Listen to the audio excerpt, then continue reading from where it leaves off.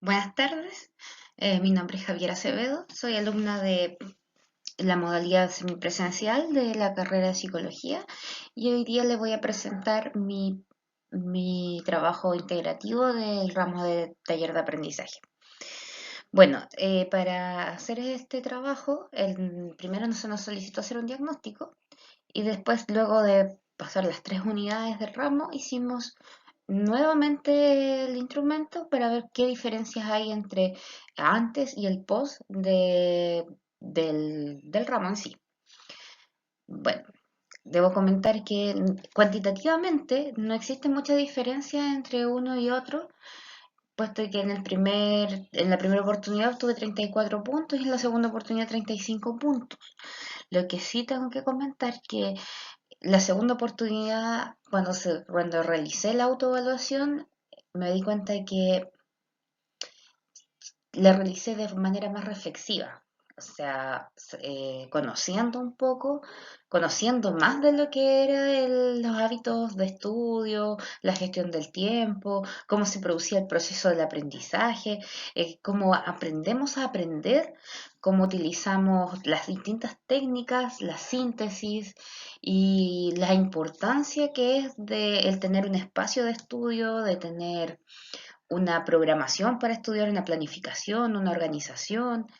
Entonces, se hizo con mucho más sentido el segundo test, ya con como a conciencia de realmente de las preguntas que están realizando ahí. Bien, para presentar esto, debo decir que hice esta presentación con los monitos de Intensamente, porque en un foro del ramo, se le hizo a una compañera, María José, se le hizo a usted misma, hizo un ejemplo a través de los personajes de Intensamente, de cómo funcionaba un poco la memoria y cómo se iban almacenando los recuerdos. Me pareció súper atingente el ejemplo que se dio ahí y muchas cosas que pueden pasar porque nosotros estudiamos, nosotros leemos un texto o nosotros estamos en clases, pero el proceso que se hace al aprender, el proceso mental, el proceso cognitivo que nosotros llevamos a cabo para poder aprender, es muy enriquecedor conocerlo, porque así podemos sacarle el mejor provecho posible a los momentos que nosotros estamos estudiando. Dentro de lo que pasó durante este semestre con el ramo, hay varias etapas que fueron fundamentales para otros ramos.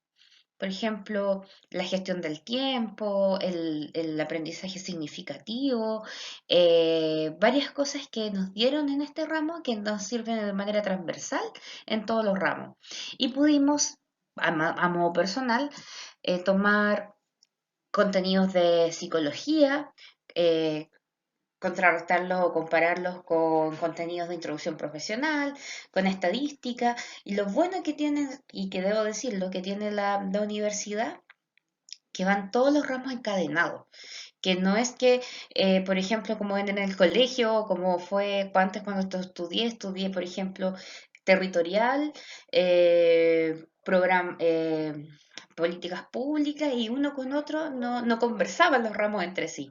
Lo que es el contrario de ahora, que los ramos han estado este semestre por lo menos muy encadenados en los temas, en las unidades. Si yo estoy hablando de método científico, lo estoy hablando en introducción profesional, estoy hablando en psicología, estoy aprendiendo lo que es las metodologías de trabajo y cuantitativo en estadística. Entonces eso permite que se cruce el aprendizaje y sea más significativo porque vamos encontrándole una lógica a esto y vamos avanzando tras esa lógica.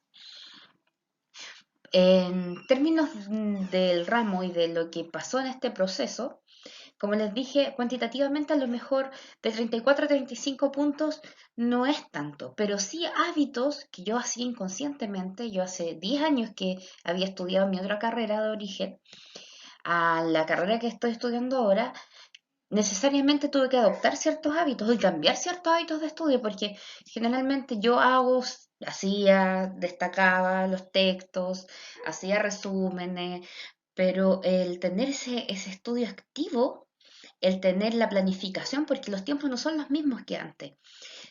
Antes tú solamente estudiabas, no había obligaciones familiares, no había que trabajar, no había que te estén presionando en el trabajo porque hay que cumplir metas, sino que y por otro lado está la motivación. Está la motivación de que tú quieres hacer lo mejor posible porque ahora es distinto. Tú estás estudiando porque esto es lo que a ti te gusta hacer. No es porque corresponde salir del colegio y después empezar a estudiar una carrera, sino porque tú elegiste estudiar esta carrera. Porque te diste cuenta que esto era lo que andabas buscando, era tu motivación, porque era algo personal. Entonces, muy distinto en este momento como tú te paras a estudiar. Eh, bueno, dentro de todo lo que es el ramo, aprendimos, hay una de las fuerzas que vamos a ver a continuación. Las ideas fuerzas principalmente son la gestión del tiempo. Como lo dije anteriormente, estudiar hace 10 años y estudiar ahora, siendo ya una mujer adulta, con responsabilidades familiares, con responsabilidades laborales, es un poco más complicado. Tú tienes que programarte.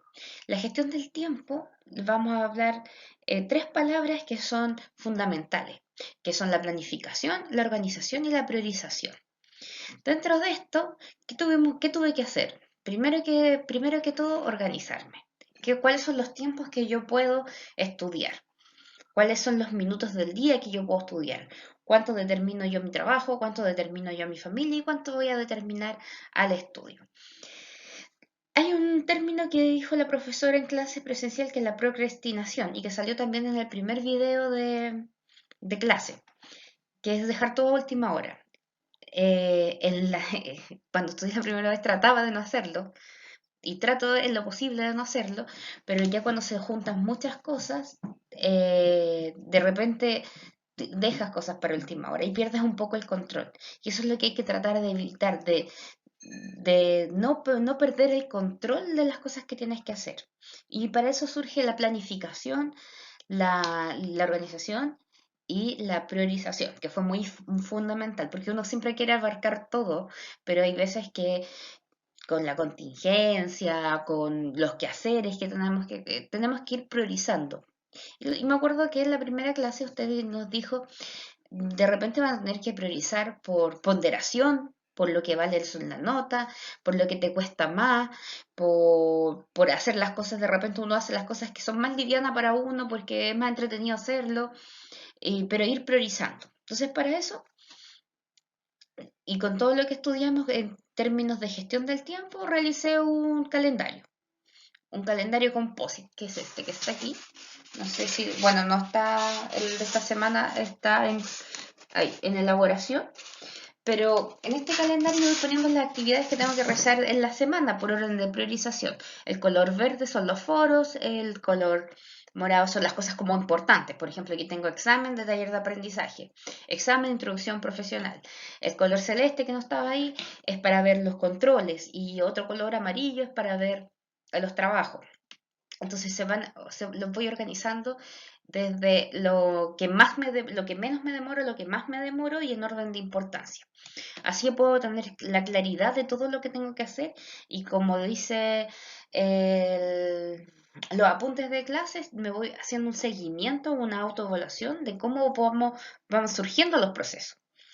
Eso es algo nuevo que sí, me fue de muy gran ayuda, que yo antes no tenía. Yo solamente sabía que tenía que hacer y iba haciendo, tratando siempre de terminar una cosa para empezar la otra. Ahora tengo este panorama y este mapa donde tengo que ir viendo cuáles son las cosas que hay que priorizar por orden de importancia y todo eso que ha sido muy de mucha utilidad. Después tengo el proceso de aprendizaje, que es otra idea fuerza. Dentro del proceso de aprendizaje hay unos elementos que son importantísimos en este proceso, que son la memoria, que son la atención, la motivación, que ya le comenté, y existen las teorías del aprendizaje. Bueno, la motivación es lo que nos tiene aquí, es lo que me tiene aquí en realidad y que hace que tú tengas esa meta a largo plazo y varias metas chiquititas que tienes que ir cumpliendo y que te motivan a estar estudiando, te motivan a estar esforzándote, a estudiar diariamente, a hacer todos tus trabajos, todas tus cosas, porque quieres, a modo personal, quiero ser psicóloga y es el norte que tengo en este momento. Está también el proceso de memorización, el proceso junto con el proceso de atención. Eh, Cuando empecé, yo estaba muy convencida de que yo tenía que estudiar con música porque eso ayudaba a mi concentración. Entonces siempre estudiaba o con la tele encendida, como lo hacía en el colegio, o con la radio, o con música. Pero después empecé a probar música para estimular la concentración, todo eso. Pero finalmente, después de estudiar todo el proceso de la memoria, y como nosotros tenemos que decidir y elegir qué estímulos poner más atención y dejar cuáles son los estímulos que dejamos de lado, y entre menos estímulos tengamos que elegir, mayor es el proceso de almacenamiento y de abstracción de contenido. Aprendí que tengo que tener un espacio, tengo que tener un espacio donde yo pueda estar tranquila, donde pueda estudiar, donde pueda estar cómoda, donde pueda tener buena luz y donde pueda mm, aislar un poco las distracciones y los estímulos y poder solo concentrarme en lo que estoy aprendiendo, lo que estoy leyendo, lo que estoy estudiando. Como usted decía en el último video, el proceso de memoria, siempre nos dice, oh, yo no tengo memoria a corto plazo, o tengo la memoria a largo plazo, o siempre se me olvidan las cosas. A todos se nos olvidan las cosas, y eso hay que tenerlo claro. Pero cómo sacamos partido y provecho y cómo cuidamos nuestra memoria a corto plazo es el tema. Porque como dije anteriormente, si nosotros no tenemos tantos estímulos, va a ser mucho más fácil que nosotros almacenemos la información y al mismo tiempo cómo utilizamos las herramientas para después recuperar esa información y para tenerla ahí en nuestro estante como lo hacía en Intensamente. Cuando tenían esas almacenadas todos los recuerdos, habían recuerdos que eran importantes, que eran parte de las islas, y recuerdos que no eran tan importantes, pero que sí era necesario conservar por si algún momento lo íbamos a necesitar, y otros que se iban desapareciendo en el olvido, que ya no lo estábamos necesitando. Entonces, la memoria es eso, es un almacenamiento, es como una bodega de recuerdos y aprendizaje. Entonces esta bodega la tenemos que tener ordenada, porque cuando tenemos mal hecho el inventario o tenemos mal ordenada nuestra bodega, es muy difícil encontrarlo.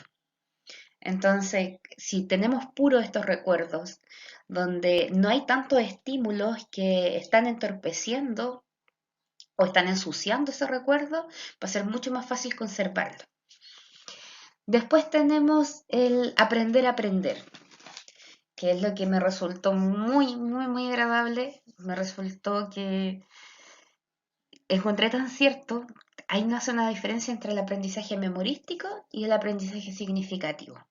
Lo que nosotros tenemos que apuntar siempre a un aprendizaje significativo. Y creo que este es lo central es la idea central de todo este ramo, es cómo nosotros fortalecemos ese aprendizaje significativo y cómo nos entregaron herramientas para poder alcanzar este aprendizaje significativo. Entonces, tenemos el aprendizaje memorístico, que es el que generalmente se usa en los colegios, que nosotros aprendimos con ese, el repetir. Yo siempre se me ocurre un ejemplo y me acuerdo muy bien o sea, me acuerdo de la situación, pero por ejemplo el cubo o el cuadrado del binomio, que a todos me hicieron memorizarnos una poesía de lo que era el cuadrado del binomio. El cuadrado del binomio es el doble del primero por el segundo elevado al cuadrado. Ni siquiera me acuerdo de cómo era eso.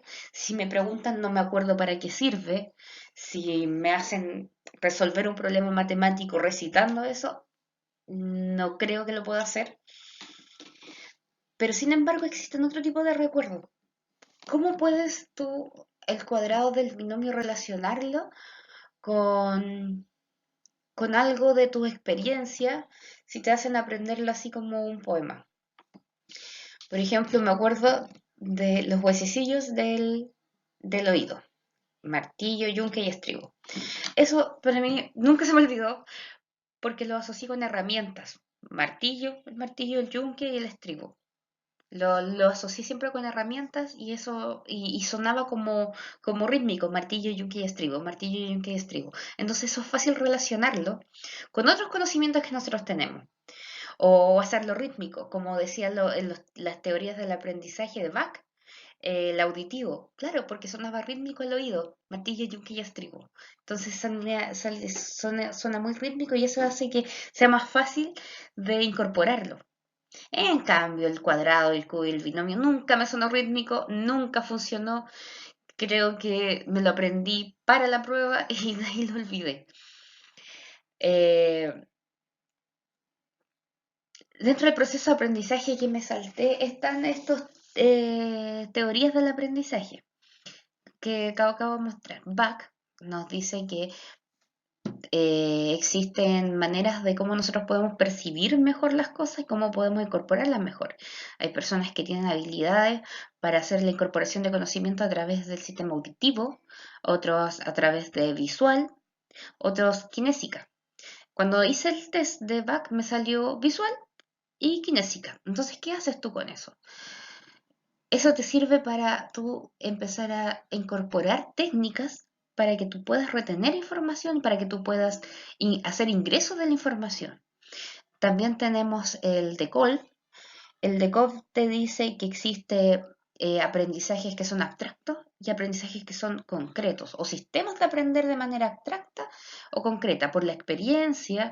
Entonces, cuando tú empiezas a conocer qué tipo de formas de aprender tienes, tú necesitas de repente una manera más pragmática de ver las cosas o todo lo haces a través de la razón, tú vas pudiendo crear estrategias acerca de cómo poder aprender. El otro es las inteligencias múltiples de Garner. Garner dice que hay 8 tipos de inteligencia. Generalmente siempre hemos creído que el que sabe matemática, el que es bueno para las matemáticas es el más inteligente. Y ahí es donde Garner dice que no, porque son 8 tipos de inteligencia. No necesariamente el lógico matemático va a ser el más importante, porque todos tenemos distintas formas de conocer y de aprender y de percibir el mundo. Entonces, si, por ejemplo, yo tengo una habilidad musical y percibo el mundo o lo aprendo y tengo mi inteligencia musical, no quiere decir que también tengo habilidades para ciertas cosas, pero no quiere decir que no tenga habilidades lógico-matemáticas, sino que tengo más desarrollado un área que otra.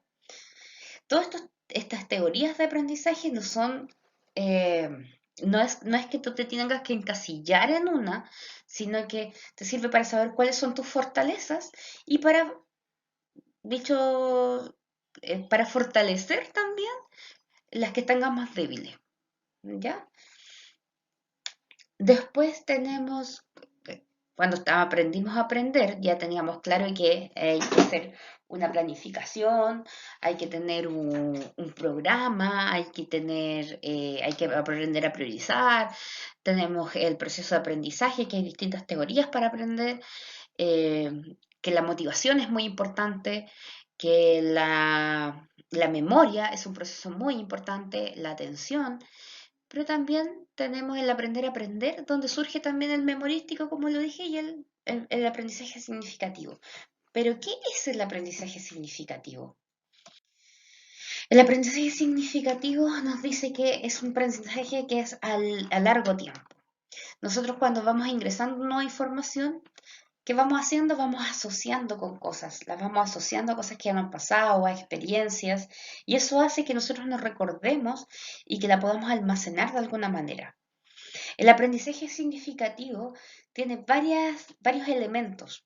Primero que nada, la motivación. La motivación siempre va a estar. Si no tenemos la motivación para estudiar o para aprender, muy difícilmente vamos a poder cumplir con todo o vamos a poder hacer el mejor trabajo que queremos hacer. Tenemos la memoria, que la memoria es un proceso cognitivo.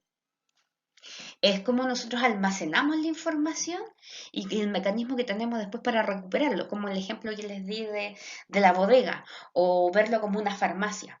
Están todos los medicamentos, pero ahí el farmacéutico tiene un sistema de dónde guarda los medicamentos, porque cuando le van a pedir la dipirona, él tiene que saber en qué lugar dejó la dipirona. Porque si ustedes se fijan, las farmacias no tienen un orden alfabético, no tienen, no sé si el orden es por laboratorio o por medicamento, pero hay un orden. Entonces el farmacéutico sabe exactamente dónde ir a buscarlo. Le pasa lo mismo con la memoria. La memoria es un almacenamiento de información.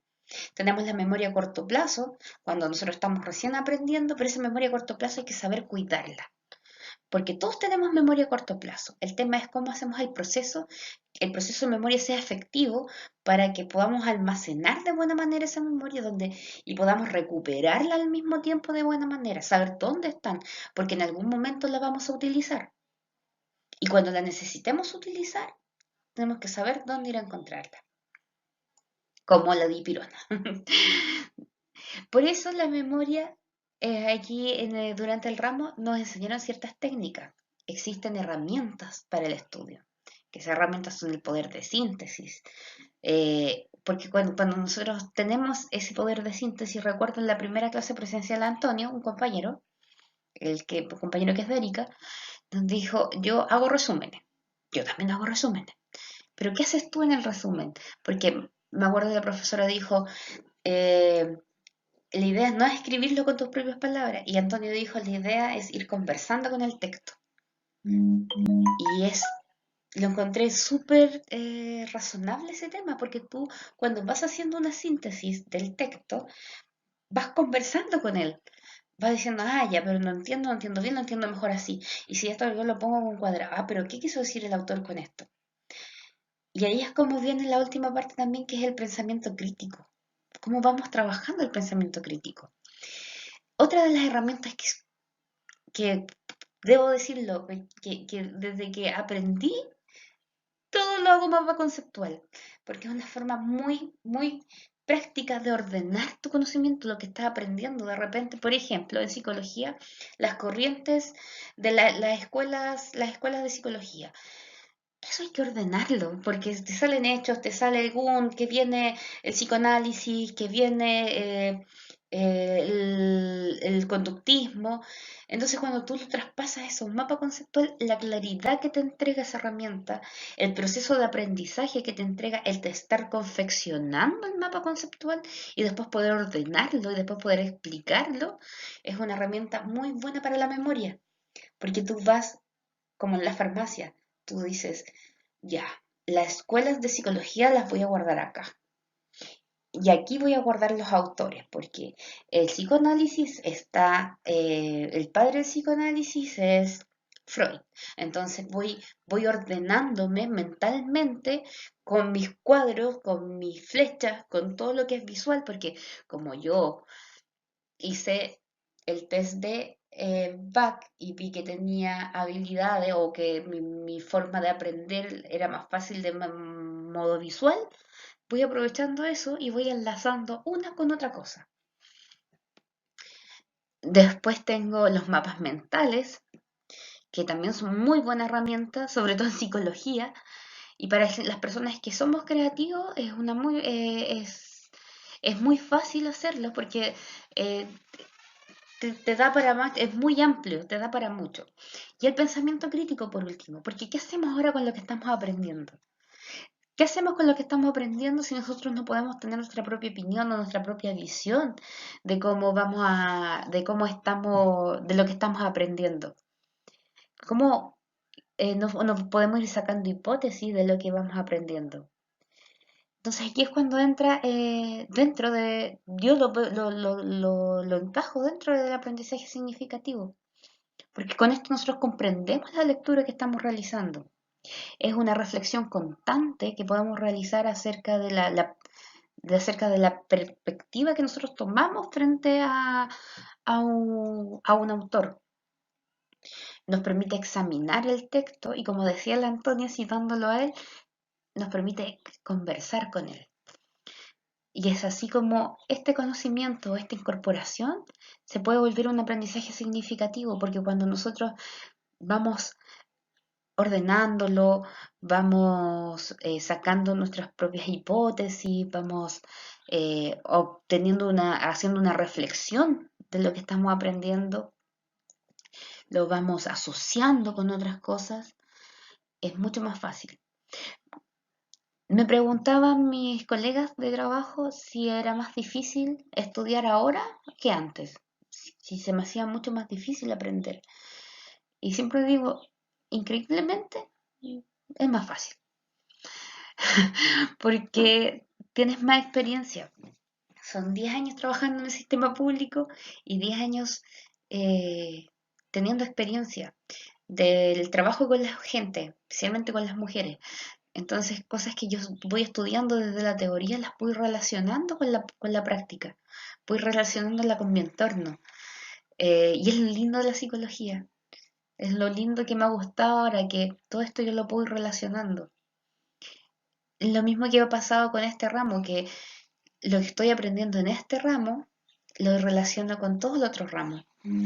Fue una muy buena estrategia la de gestión del tiempo cuando estoy estudiando estadística, que ha sido lo que más nos costaba a todos, porque cuesta estudiar estadística a distancia.